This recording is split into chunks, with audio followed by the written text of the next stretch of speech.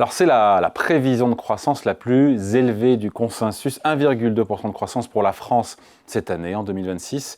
Elle n'est pas signée du gouvernement, non, mais de la banque américaine Goldman Sachs. Bonjour Mathieu. Bonjour David. Mathieu Plane, bonjour Mathieu. Tous Et mes bonne vœux. année. Bonne année, plein de bonnes oui, choses. quand même. Directeur adjoint du département d'analyse et prévision de l'OFCE. Le consensus sur la croissance française cette année, c'est 0,9%.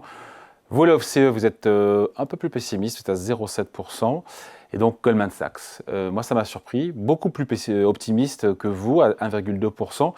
À tort ou à raison, parce que l'écart de 0,5 entre vous et Goldman Sachs, il est important. Oui, c'est assez important. Moi j'aimerais quand même rappeler, enfin nous notre prévision elle date d'octobre. Hein, on fait une donc. Oh, c'était il y a longtemps, dis donc. Ah oui, c'était il y a longtemps parce qu'il y a des évolutions budgétaires notamment.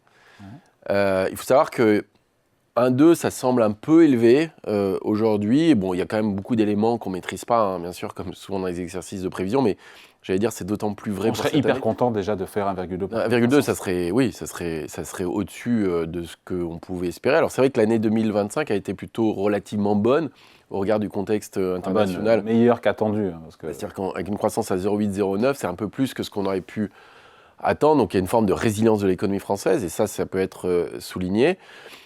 En revanche, il y a quand même quelques vents contraires qui nous attendent pour l'année 2026. Un des gros vents contraires, enfin il y en a deux, j'allais dire, c'est la question budgétaire, qui n'est quand même pas réglée. Donc moi j'allais dire, on refera une prévision aussi quand on aura un budget, pour voir ce qu'il y a dans ce budget. Peut-être que vous ne referez jamais de prévision. Alors voilà, ou est-ce qu'on reste dans une loi spéciale, mais ça posera d'autres problèmes. Et puis il y a la question de l'évolution de l'incertitude, qui est liée aussi à cette question budgétaire. Donc deux éléments-là sont quand même très importants, et je ne sais pas sur quelle base budgétaire la prévision de Goldman Sachs est faite de 1,2%. Nous, on a une analyse d'après. Eux, ils disent on aura un budget dans les prochains mois avec un déficit public à 5,1%. Oui. Et pas d'élection législative. D'accord, donc ça, c'est le scénario un peu, on va dire, où tout passe à peu près correctement. Il n'y a pas de hausse de la prime de risque, il me semble aussi, notamment des marchés. Et c'est vrai que c'est un scénario de consolidation budgétaire extrêmement modéré. Ça veut dire que vous avez assez peu de restrictions. Consensuel, quoi. Voilà, relativement consensuel, donc beaucoup plus, j'allais dire, entre guillemets, laxiste que ce qu'envisageait le gouvernement initialement. Le gouvernement envisageait un déficit à 4,6 voire 4,7, c'est-à-dire qu'on renonce à la réduction des déficits, alors qu'à court terme, effectivement, ça peut avoir des effets sur la croissance, parce que vous allez moins augmenter les impôts, moins réduire les dépenses publiques, et donc par le mécanisme du multiplicateur budgétaire, vous gagnez un peu de croissance. Par contre, c'est comment vous gérez la suite et l'incertitude. Donc c'est vrai que vous pouvez avoir un peu d'effet de croissance supplémentaire parce que le budget est moins restrictif, mais après se pose la question des comportements économiques, y compris des agents vis-à-vis des évolutions futures. C'est-à-dire, si on prend du retard sur le déficit, c'est quoi pour la suite et notamment nos objectifs. Là, on parle de 2026. Et moi, j'ai qu'une envie, c'est qu'on fasse 1,2% de croissance cette année. Et d'ailleurs, si on a 5,1% de déficit avec 1,2% de croissance, c'est vraiment qu'on fait très peu de restrictions budgétaires. Je rappelle quand même que la croissance est un des moteurs des recettes fiscales. Ouais. Et donc, si vous avez un peu plus de croissance, normalement, vous réduisez un peu plus le déficit. Donc, être avec 5,1% de déficit public avec 1,2% de croissance, c'est que Goldman Sachs considère qu'il n'y a quasiment pas de restrictions budgétaires. Quelles sont les autres hypothèses que fait Goldman Sachs pour arriver à 1,2% ? Elles sont vraiment toutes trop optimistes parce que Goldman Sachs, encore une fois, banque américaine prestigieuse, qui nous dit que du fait de l'explosion des dépenses publiques allemandes, l'Allemagne qui va émettre 500 milliards d'euros de dette cette année pour relancer son économie, ses infrastructures et la défense, que ça va nous profiter, qu'il y aura un bonus allemand qui va mécaniquement servir la croissance française. Oui. Déjà, comment c'est possible et est-ce que vraiment il y aura un gros bonus ? Disons j'allais dire, ça fait des années et des années que les gouvernements français successifs appellent de leur vœu une relance allemande. Mais on est là. Voilà, parce que... c'est une relance, c'est pas une relance par la consommation, c'est une relance par l'investissement. Non, mais il y a des effets de diffusion qui peuvent jouer, effectivement, même si c'est des infrastructures, même si c'est de la défense. La défense, on est quand même aussi producteur de matériel militaire, donc ça peut jouer et diffuser. C'est vrai que jusqu'à présent, l'Allemagne avait plutôt le pied sur le frein budgétaire. Désormais, elle va mettre l'accélérateur. Il faut savoir que l'Allemagne, c'est notre principal partenaire commercial. C'est à peu près 13% de nos exportations. C'est de l'ordre de 80 milliards d'exportations de biens en direction de l'Allemagne.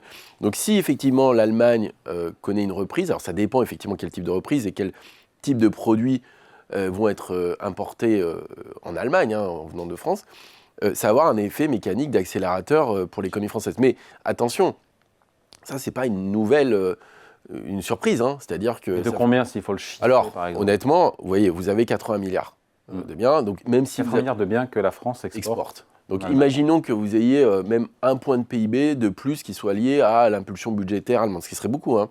Un point de PIB, c'est l'ordre de 40 milliards en Allemagne. Bah, vous auriez 1% à peu près. Donc 4. Si je fais un truc très mécanique de 8 milliards, de 80 milliards, donc ça fait 8 milliards, Ouais. vous êtes autour de 0,2 points de PIB. En gros, c'est ça le chiffrage. Que ça apporte à la France. Apporte 0,2. C'est mieux que rien. Ouais. Mais par contre, vous n'intégrez pas les effets de la politique commerciale de Trump, de ce qu'on voit par ailleurs, hein, sur les retours du protectionnisme, sur le fait que les surcapacités de production chinoises sont en train de se déverser sur l'Europe et ont un effet aussi sur les économies européennes.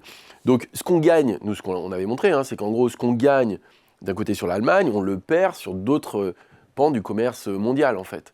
Donc ça ne peut pas être juste vu comme une nouvelle positive sans voir le reste à côté.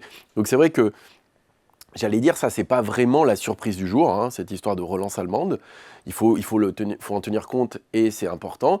Mais j'allais dire, attention, les points cruciaux qu'on ne maîtrise pas aujourd'hui, c'est quand même plutôt les questions autour des questions budgétaires et des questions d'incertitude. Est-ce qu'on peut avoir une croissance de 1,2% et pas de budget si on vit sous loi spéciale toute l'année? Non. Ouais, tout est possible, mais on ne peut pas vivre sous une loi spéciale toute l'année. En fait, ça posera un problème à un moment donné. C'est-à-dire que, j'allais dire oui, on pourrait, mais à un moment donné, il va y avoir quand même un gros souci de financement. Un gros souci de financement, parce que cette loi spéciale, elle est faite pour gérer des transitions. Elle n'est pas du tout là pour être s'inscrire dans le long terme. Ouais. Vous avez le problème de l'effort de défense aussi. Vous avez des problèmes avec la prime rénov. Vous avez même des problèmes pour recruter des profs. Enfin, ça serait extrêmement problématique. Et vous ne pouvez pas prendre de nouvelles mesures fiscales non plus. Donc... Enfin, des mesures fiscales qui pèsent sur l'activité, si on peut éviter de les prendre. Ouais, mais vous avez quand même 10 milliards de baisse de prélèvements cette année qui sont liées à des mesures exceptionnelles. Alors je suis d'accord, mais juste il faut quand même structurer un peu le débat budgétaire. Vous ne pouvez pas rester avec, si vous restez avec plus de 5% de déficit public, vous avez une trajectoire de dette publique qui est quand même un peu problématique. Donc ok pour le court terme, par contre ça pose la question pour la suite. Donc vous n'y croyez pas au 1,2% de croissance aujourd'hui, c'est parti. Qu'imagine Goldman Sachs pour la France? C'est particulièrement optimiste dans le contexte, et penser que c'est l'Allemagne qui va nous tirer d'affaire, je ne suis pas sûr qu'on puisse compter que sur l'Allemagne. Je pense que plutôt ce 1,2% peut passer par le fait qu'on ait une consolidation budgétaire plus light que prévu. Donc on pourrait avoir ces 1,2%. Voilà, mais ce n'est pas forcément l'Allemagne. Si quoi? Bah si, en fait, il y a un accord politique, budgétaire, avec une réduction modérée du déficit qui fait que ça ne pèse pas trop sur l'activité. Alors ça repousse le problème de la réduction des déficits à 2027, mais vous gagnez un peu sur 2026. Et puis un autre effet quand même qui est relativement positif, c'est qu'on a d'abord la baisse des taux, hein, qui est passée mais qui mord sur l'activité quand même sur cette année. C'est pas négligeable, hein. Sur le crédit, on voit d'ailleurs une reprise de la production de crédit. On voit une reprise aussi sur l'investissement logement et la construction. Mais vous avez aussi la baisse des prix de l'énergie. Et ça, elle est un peu plus forte aussi que ce qu'on anticipait. Donc c'est vrai que les vents qui nous soufflent derrière, c'est plutôt la reprise allemande. Dans votre prévision de croissance à 0,7%, qui date du mois d'octobre, ouais. Le pétrole était à combien? On était plutôt autour de 70. Quoi. Et là, on est plutôt 60. Donc, vous voyez... Ça apporte combien, ça? C'est pas négligeable. Hein. Ça peut être 0,1 ou 0,2 points de PIB aussi. Il faut regarder sur $10. C'est pas du tout négligeable. Et puis après, vous avez des effets d'acquis. C'est-à-dire que vous partez avec une base, j'allais dire, d'activité qui est meilleure que prévu sur la fin d'année. Donc ça joue aussi. C'est-à-dire que la résilience, y compris 2025, peut jouer sur 2026. Mais voilà, je dis juste, attention, pensez que c'est l'Allemagne qui fait les 1,2. Moi, je pense qu'il y a d'autres facteurs qui jouent. Probabilité qu'on fasse les 1,2% de croissance cette année? Elle n'est pas négligeable, mais moi, je mettrais 30%. 30%, mais nous, on est à 0,7. Et c'est vrai qu'au regard du contexte actuel, on aurait plutôt tendance à réviser à la hausse si on doit réviser. Oui. Parce qu'on était avec un 0,7, une fois de plus, avec calculé sur la base d'un projet de loi de finances qui était quand même assez ambitieux, qui permettrait de réduire le déficit, mais par contre qui avait des effets mécaniques un peu négatifs sur la croissance. Donc finalement, on lève le pied sur la contrainte budgétaire, on gagne un peu en croissance, par contre on a un peu plus de déficit. Ouais, par rapport, on finit là-dessus, Mathieu, par rapport aux autres pays européens, si on fait 1,2 de croissance cette année, rien d'extraordinaire, mais on se positionne comment par rapport aux autres pays? On se maintient à peu près dans la moyenne, hein. La prévision de la zone euro est à 1,2, 1,3. À peu près. Il faut savoir qu'on a un peu décroché cette année. Hein. Nous, on va faire 0,8, 0,9. La moyenne est à 1,2, 1,3 aussi hein, pour 2025. Disons qu'on n'est pas le mauvais élève de la croissance européenne, on n'est pas non plus le bon élève. Hein. Voilà. Et après, on n'a toujours pas, et j'insiste un peu, ça peut paraître bizarre, mais on n'a toujours pas réglé le problème budgétaire. Et donc, ça veut dire que le plus dur reste à faire quand même devant nous. C'est-à-dire que si on doit ramener le déficit en dessous de 3%, tout en finançant l'effort de défense... Après, ça dépend quand. Oui, mais si on ne le fait pas, au bout d'un moment, vous avez quand même cette trajectoire de dette qui est problématique. Vous ne stabilisez pas votre dette publique en point de PIB. Aujourd'hui, elle augmente de 2 points par an. C'est beaucoup de points de PIB. Aujourd'hui, les intérêts pour rembourser cette dette, c'est 70 milliards d'euros cette année. Et à horizon 2029, on n'est pas loin de 100. 100 milliards d'euros qu'on ne met pas dans l'éducation, qu'on ne met pas dans la technologie, qu'on ne met pas dans les hôpitaux, qu'on ne met pas dans le... Et ça, c'est avec un scénario qui est presque mécanique de prime de risque qui se maintient à son niveau actuel. C'est-à-dire que c'est juste le fait de le renouvellement de la dette à des taux qui sont supérieurs par rapport à ce qu'on a connu par le passé, qui fait que ça ajoute un surcoût. Et c'est vrai que si jamais les choses, vous savez, les problématiques comme ça de financement, elles sont rarement linéaires, c'est-à-dire que ça tombe un peu d'un coup.